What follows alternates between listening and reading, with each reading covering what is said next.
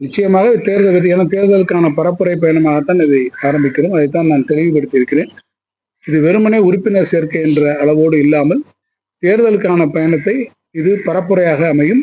அந்த பரப்புரையில் அனைவரையும் சந்திக்கக்கூடிய வகையில் நம்முடைய தமிழ்நாட்டு முதலமைச்சருடைய தலைமையில இருக்கக்கூடிய திராவிட மாடல் அரசு கடந்த 4 ஆண்டுகளிலே நிகழ்த்தி இருக்கக்கூடிய சாதனைகளை எடுத்துச் சொல்லக்கூடிய வகையில் மக்கள் மனங்களை வென்று கொள்ளக்கூடிய அளவில் அதை எடுத்துச் சொல்லக்கூடிய அதே நேரத்தில் நான் தொடக்கத்திலே குறிப்பிட்டதைப் போல ஓரணியில் தமிழ்நாடு மண், மொழி, மானம் ஆகியவற்றை காப்பதற்கு ஓரணியில் திரள வேண்டிய அவசியத்தையும் அவர்களிடத்திலே எடுத்துச் சொல்லக்கூடிய வாய்ப்பாகவும் இது அமையும்.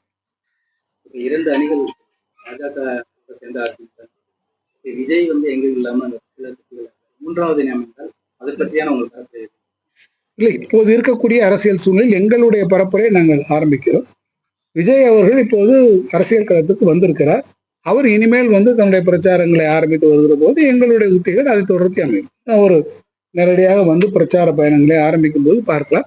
இன்றைக்கு தேதியை பாரதிய ஜனதா கட்சியினுடைய மத்திய இருக்கக்கூடிய சென்ட்ரல்ல ஒன்றிய அரசின் மூலமாக நமக்கு என்ன அநீதிகள் இப்போது இழைக்கப்பட்டு கொண்டிருக்கிறதோ அதை மக்களிடத்தில் சொல்ல வேண்டிய கட்டாயம் வந்திருக்கிறது.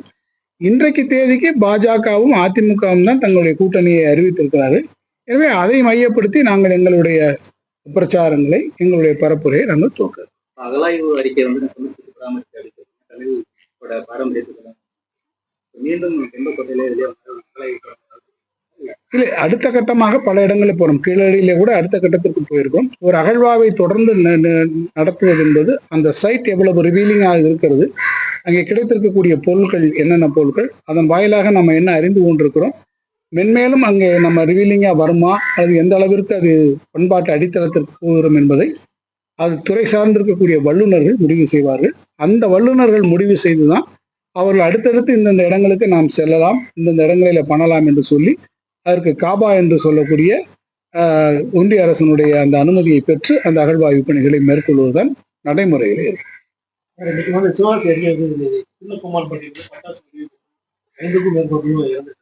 தொடர்ந்து பாத்தீங்கன்னா நம்ம விருதுநகர் மாவட்டத்தில் சில நாட்கள் முன்னாடி இந்த காரியாவட்டி பக்கத்துல வெடி விபத்து அப்படியே ஒரு 3 நாட்கள் இருக்காங்க. இப்ப இங்க சிவகாசி தொடர்ந்து நம்ம மாவட்டத்துல இந்த வெடி விபத்துங்கிறது வருடம் நடந்து கொண்டேதான் இருக்கிறது. இதுக்கு எந்த அரசும் ஒரு தீர்க்கமான ஒரு முடிவு எடுக்க முடியலையா, இல்லை என்ன சார்? இல்லை, தீர்க்கமான முடிவு எடுக்க முடியாது என்றது இல்லை. இதுக்கான ஒவ்வொரு காலகட்டத்திலும் நம்ம அவரோடு பேசுகிறோம். கடந்த முறை கூட பார்த்தீங்கன்னு சொன்னா இது எந்த வகையில் இந்த மாதிரி கடுமையான நடவடிக்கை எடுத்து நிறைய பேருக்கு இன்றைக்கு அவங்களுடைய லைசன்ஸ் எல்லாம் கூட ரத்து செய்யப்பட்டு வந்திருக்கிறது. தவறு இழைத்திருக்கக்கூடிய இவர்கள் மீது நடவடிக்கைகள் அவ்வப்போது நாம் மேற்கொண்டு வந்திருக்கிறோம்.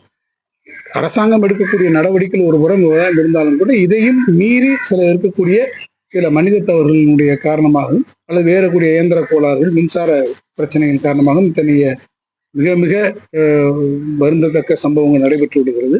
இன்றைக்கு காலையிலே சின்னக்காமன்பட்டியில் நடந்த விபத்து கூட உண்மையிலே மிகுந்த மனத்திற்கு கஷ்டத்தையும் துயரத்தையும் அளிக்கக்கூடிய ஒரு நிகழ்வாக அமைந்திருக்கிறது. ஏறத்தாழ இதுவரை 7 பேர் உயிரிழந்திருக்காங்க என்று தகவல் வந்திருக்கிறது. சம்பந்தப்பட்ட நம்முடைய மாவட்ட ஆட்சித்தலைவர்கள், நம்முடைய எஸ்பி எல்லாருமே களத்திற்கு போயிருக்கிறார்கள். அவர்களுக்கு உரிய சிகிச்சைகளை கொடுப்பதற்கான நடவடிக்கைகள் மேற்கொண்டு வந்திருக்கிறது. ஒவ்வொரு முறையும் இந்த சம்பவங்கள் நடக்கிற மாதிரி கூட கிடையாது. தொழிலாளர் துறையினுடைய அமைச்சராக இருந்தாலும் நாங்களும் அனைத்து பேரும் இந்த விஷயத்தில் ஒவ்வொரு முறையும் அவங்களுக்கு சென்சிட்டைஸ் பண்ணி பாதுகாப்பு நடவடிக்கைகளை எவ்வாறு கொண்டு வர வேண்டும் என்று நாங்கள் சொல்லிக் கொண்டுதான் இருக்கோம். அரசின் சார்பாக ஒவ்வொரு முறையும் மாவட்ட நிர்வாகமும் அதே போல தொழிலாளர் நலத்துறையும் இந்த விஷயத்திலே மிகுந்த கட்டுப்பாடோடு மிகுந்த எச்சரிக்கை உணர்வோடு இவற்றை சரியான வகையில் செய்ய வேண்டும் என்று சொல்லிக் கொண்டிருக்கிறோம். அதே மீறி ஒரு இடங்களிலே இப்படிப்பட்ட துயரம் மிகுந்த சம்பவங்கள் நடந்து கொண்டிருக்கிறது. எனவே இன்னும் அதை வலியுறுத்தி இத்தகைய துயர சம்பவங்கள் நடைபெறாமல் இருப்பதற்கான முயற்சிகளை தமிழ்நாடு அரசு கண்டிப்பாக தொடர்ச்சியாக